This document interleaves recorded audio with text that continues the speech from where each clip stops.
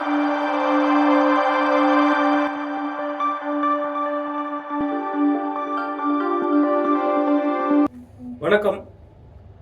MS Life 600+ CRS TMT பார்லேருந்து ராமன் ராஜேஷ்.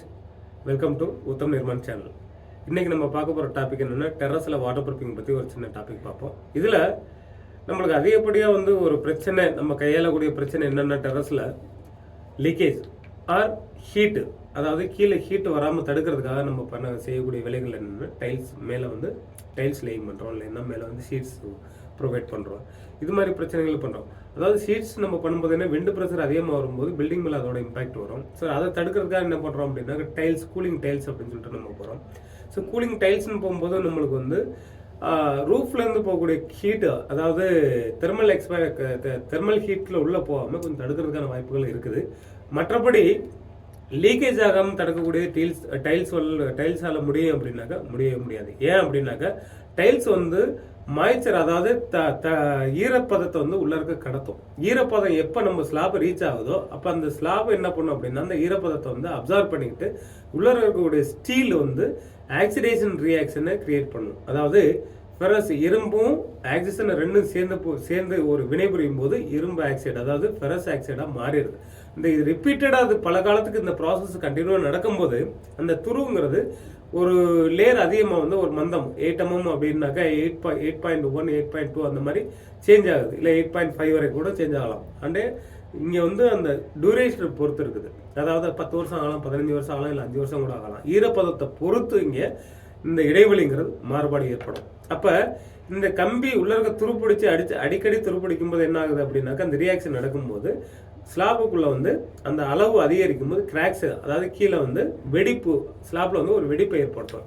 அப்போ ஆட்டோமேட்டிக்காக என்ன பண்ணும் அப்படின்னாக்கா, அந்த ஈரப்பதம் கசிவு மெதுவாக கீழே இறங்கி கண்டினியூவா கீழே வர ஆரம்பிக்கும். அப்போ உள்ள இருக்க கம்பி என்ன ரிப்பீட்டடாக உங்களுக்கு துருப்பிடிக்க ஆரம்பிக்கும் போது தொடர்ந்து அது இந்த ப்ராசஸ் எல்லா ஏரியா, ஒரு ரூம் இருக்கு அப்படின்னா அந்த ரூம் மொத்தமாகவே பாஸ் ஆகிடும். அப்போ என்ன ஆகுது அப்படின்னாக்க, குறிப்பிட்ட காலத்துக்கு அப்புறம் அந்த ஸ்லாப்புங்கிறது பேர்ந்து கீழே விழுகிறது நடக்குது. இது ஈரப்பதம் போறதுனால மட்டுமே கிடையாது. ஸோ ஒருவேளை ப்ராப்பராக நம்ம மேலே ஃப்ளோரிங் பண்ணியிருந்தா கூட இந்த பிரச்சனைகள் நடக்காது. நம்ம டைல்ஸ் அப்படின்னு நம்ம வரும்போது ரொம்ப கேர் எடுக்க வேண்டியது இருக்கு. என்ன அப்படின்னாக்க, ஹீட்டை கண்ட்ரோல் பண்ணுங்கிறதுக்காக நம்ம போடுறது உண்மை தான். அதே நேரத்துக்கு ஈரப்பதமும் தண்ணியும் உள்ளர போகாமல் தடுக்கணும் அப்படின்னாக்க அங்கே கையாளுற முறைகள் நிறையா இருக்கு. அதை பற்றி நம்ம அடுத்த வீடியோவில் பார்க்கலாம்.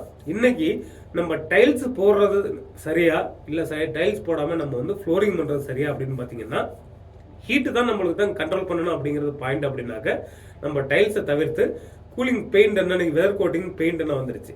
ஸோ நம்ம அடுத்தது முக்கியமாக பார்க்கக்கூடியது என்னன்னா, லீக்கேஜ். அதாவது உள்ள இருக்கக்குள்ள கம்பி துருப்பிடிச்சு தண்ணி கீழே லீக் ஆகாமல் தடுக்கிறதுக்காக தான் மேஜராக நம்ம மேலே டைல்ஸ் போடுறோம். அதை தடுக்கணும் அப்படின்னா வாட்டர் ப்ரூஃபிங் அப்படிங்கிற ஒரு முறையை கையாளணும். அந்த வாட்டர் ப்ரூஃபிங் என்ன அப்படின்னா, இன்னைக்கு நம்ம என்ன நினைச்சுக்கிட்டு இருக்கோம் அப்படின்னா, அதாவது சாதாரண சிமெண்டையும் மணலையும் கலந்து அதில் ஏதாவது வாட்டர் ப்ரூஃபிங் லிக்விட் ஆட் பண்ணி நம்ம ஃப்ளோரிங் பண்ணிட்டோம்னா அதுலேருந்து வாட்டர் லீக் ஆகாது அப்படின்னு நம்ம நினைக்கிறது ஒரு நிரந்தரமான தீர்வு கிடையாது. அதுக்கு நிரந்தரமான தீர்வு என்ன அப்படின்னு பார்த்தீங்கன்னாக்க, பிளாஸ்டிக் எமல்சன் மாதிரி உங்களுக்கு எப்படி சொல்லலாம், எப்பாக்சி கோட்டட் RFX கோட்டிங் இன்னைக்கு ரெடிமேடா டிஃப்ரெண்ட் பிராண்ட்ஸ்ல உங்களுக்கு நிறைய பிராண்ட் கிடைக்குது. எப்பாக்சி கோட்டிங், இது மாதிரி எப்பாக்சி கோட்டிங் சம்மந்தப்பட்ட வாட்டர் ப்ரூஃபிங் மெம்பரைன் இருக்கு. அதை நம்ம பர்ச்சேஸ் பண்ணி ஃப்ளோரை என்ன பண்ணணும் அப்படின்னா, ஃப்ளோர் ரொம்ப இம்பார்ட்டன்ட். நம்ம கோட்டிங் பண்ணுறதோட ஃப்ளோரை ஃபர்ஸ்ட் வாட்டர் ஃபில்லப் பண்ணி 48 to 72 ஹவர்ஸ் நம்ம ஃபில்லப் பண்ணி வச்சோம் அப்படின்னாக்க லீக்கேஜ் ஐடென்டிஃபை ஆகும். லீக்கேஜ் ஐடென்டிஃபை ஆனிச்சுன்னா மொத்தம் கிளீன் பண்ணிட்டு அந்த சர்ஃபேஸை மார்க் பண்ணிட்டு V ஷேப்பில் ஒரு 10 to 12 mm டெப்த்தில் கட் பண்ணிட்டு ஒரு கம்ப்ளீட்டாக எப்பாக்சி ஃபில்லிங் பண்ணிடணும். ஃபில்லிங் பண்ணதுக்கு அப்புறம் அடுத்து சர்ஃபேஸ் நம்ம நல்லா கிளீனாக வச்சு, அதாவது முடிஞ்ச அளவுக்கு மதர் ஸ்லாப்பு, நம்ம ஆரம்பத்தில் ஸ்லாப் காஸ்டிங் பண்ணும்போது எப்படி ஸ்லாப் இருந்ததோ அந்த லெவலுக்கு நம்ம ஸ்லாப்பை கொண்டு வந்துட்டு கிளீனாக வச்சுட்டு, அதுக்கப்புறம் இந்த RFX கோட்டிங் உங்களுக்கு எந்த பிராண்டில் நம்ம வாங்கிக்கலாம், அவைலபிள் கிடைக்குது. இன்னைக்கு சின்ன சின்ன வில்லேஜில் கூட வாட்டர் ப்ரூஃபிங் கெமிக்கல்ஸ் அவைலபிளாக இருக்குது. இல்லை ஆன்லைனில் கூட நீங்கள் புக் பண்ணிக்கலாம். ஸோ இந்த கெமிக்கலை நம்ம வாங்கிட்டு RFX கோட்டிங் நம்ம அப்ளை பண்ணிட்டோம் அப்படின்னாக்க 2 கோர்ஸ், அதாவது ஒவ்வொரு கோட்டுக்கும் இடைவெளிங்க 6 to 8 ஹவர்ஸ் கண்டிப்பாக இருக்கணும். ஸோ ஃபர்ஸ்ட் கோட்டிங் பண்ணதுக்கப்புறம் அதுக்கு மேலே second coating horizontal, first coating நம்ம ஹரிசாண்டலில் பண்ணோம்னா செகண்ட் கோட்டிங் வெர்டிகலாக பண்ணணும். வெர்டிகலாக பண்ணதுக்கப்புறம் செகண்ட் கோட்டிங் பண்ணதுக்கப்புறம் சர்ஃபேஸில் நம்மளுக்கு அடுத்து பாண்டிங்காக சாண்ட் ஸ்ப்ரிங்கிள் பண்ணிட்டு ஸோ சைடு கார்னர்ஸில் அதாவது பேரபட் கார்னர்ஸில் இதுக்கு இந்த கோட்டிங் பண்ணுறதுக்கு முன்னாடியே சைடில் நம்ம என்ன பண்ணோம் அப்படின்னா சிப்ஸு இல்லைன்னா 20 mm ஜெல்லி அப்படியே சைடில் வச்சுட்டு ஒரு 3 to 4 inches ஸ்லோப்பில் வச்சுட்டு அதை பேக் பண்ணிட்டு சின்ன சின்ன லெவல் டீப் வச்சு எவரி 1 feet 1.5 feet கேப்பில் லெவல் டீப் வச்சுட்டு செவெக்ஸ் 100 அது மாதிரி சில லிக்யூட் இருக்கு, இல்லை சிமெண்ட்லேயும் பண்ணலாம். ஸோ அந்த சிமெண்ட் க்ரௌட்டிங்கை நம்ம இன்ஜெக்ட் பண்ணிட்டோம் அப்படின்னாக்க கம்ப்ளீட்டாக கார்னரில் வாட்டர் லீக்கேஜ் ஆகாமல் தடுக்கப்படும். இந்த கோட்டிங் பண்ணதுக்கு அப்புறம் வாட்டர் ப்ரூஃபிங் ப்ராசஸ் முடிஞ்சிருச்சு அப்படின்னு நினைச்சோம்னா அதுதான் தவறு. அதுக்கு அடுத்து நம்ம பண்ணக்கூடிய மிகப்பெரிய ஒரு முக்கியமான விஷயம் என்ன அப்படின்னா ஸ்கிரீடு காங்கிரீட். அதாவது மதர் ஸ்லாப்பை அந்த ஈரப்பதம் அப்படிங்கிறது வந்து ரீச் ஆகாமல் இருக்கிறதுக்கு தான் இந்த கோட்டிங் பண்ணுறோம்.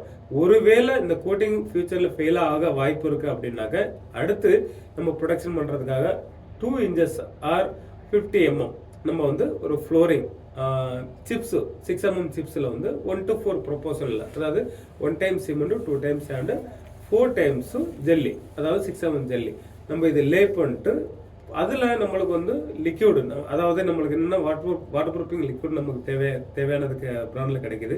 அதை நம்ம வந்து ஒரு பேக்கு 200 ml 150 ml ரேஞ்சில் நம்ம வந்து மிக்ஸ் பண்ணிட்டு காங்கிரீட்டை லே பண்ணதுக்கப்புறம் சர்ஃபேஸில் மிக வாய்ட் சன்னாக இருக்கும். அதுக்கப்புறமும் அடுத்த நாள் காலையில் வந்து பிரஷ் பாண்டிங்கில் சிமெண்ட் வாட்டரில், அதாவது சிமெண்ட் பால் கிடையாது, சிமெண்ட் வாட்டரில் நம்ம பிரஷ் பண்ணும்போது அந்த ஏர் வாய்ட்ஸும் ஃபில்லப் ஆகிடும். இதுக்கு அடுத்து நம்ம என்ன பண்ணணும் அப்படின்னா வாட்டர் ப்ரூஃபிங் பெயிண்ட், அதாவது weather proof plus water proof paint கூட நம்மளுக்கு மார்க்கெட்டில் அவைலபிளாக இருக்குது. மல்டிபிள் பிராண்ட்ஸில் நிறைய பிராண்ட்ஸில் நம்மளுக்கு கிடைக்கும். இந்த பெயிண்டை வாங்கி வந்து நம்ம சர்ஃபேஸில் 2 or 3 coats நம்ம பெயிண்ட் பண்ணிட்டோம் அப்படின்னா ஹீட்டு ஃப்ளோர் உள்ளே போகாது. ஹீட்டு போகலை அப்படின்னாக்க ஃப்ளோரு டேமேஜ் ஆகாது. இது இல்லாமல் மழை பெய்யும் போது ஈரப்பதத்தையும் தடுக்கும். இந்த பெயிண்ட்டுங்கிறது ஈரப்பதத்தையும் உள்ளே போக விடாது. ஸோ கீழே ஈரப்பதம் போகலை அப்படின்னா கம்பி துரு பிடிக்காது. டெரஸுக்கு நம்ம ஓவர் வெயிட், அதாவது டைல்ஸ் அது மாதிரியான ஓவர் வெயிட் டெட் வெயிட்டை நம்ம அதிகப்படுத்துறதுக்கான தேவை இருக்காது. ஸோ உங்களுக்கு வாட்டர் லீக்கேஜும் ஆகாது, கம்பி துரு பிடிக்காது. ஸோ லாங் லாஸ்டிங், அதாவது பல வருடங்களுக்கு நம்மளோட வீடுங்கிறத வந்து நம்மளோட 3 தலைமுறைக்கு இருக்கணும். அது ரொம்ப முக்கியமான விஷயம். இன்னைய காலகட்டத்தில் முதல் தலைமுறைக்கே வந்து வீடுங்கிறது டிஸ்மாலிங், அதாவது நம்ம உடச்சிட்டு மறுபடியும் கட்டுறதுக்கான வாய்ப்புகள் வந்துடுது. ஸோ இதை தடுக்கணும் அப்படின்னா கம்பி துருப்பிடிக்காம மொட்டை மாடி, அதாவது டெரஸை வந்து ப்ராப்பராக கையாளணுங்கிறது ரொம்ப ரொம்ப முக்கியம். நன்றி.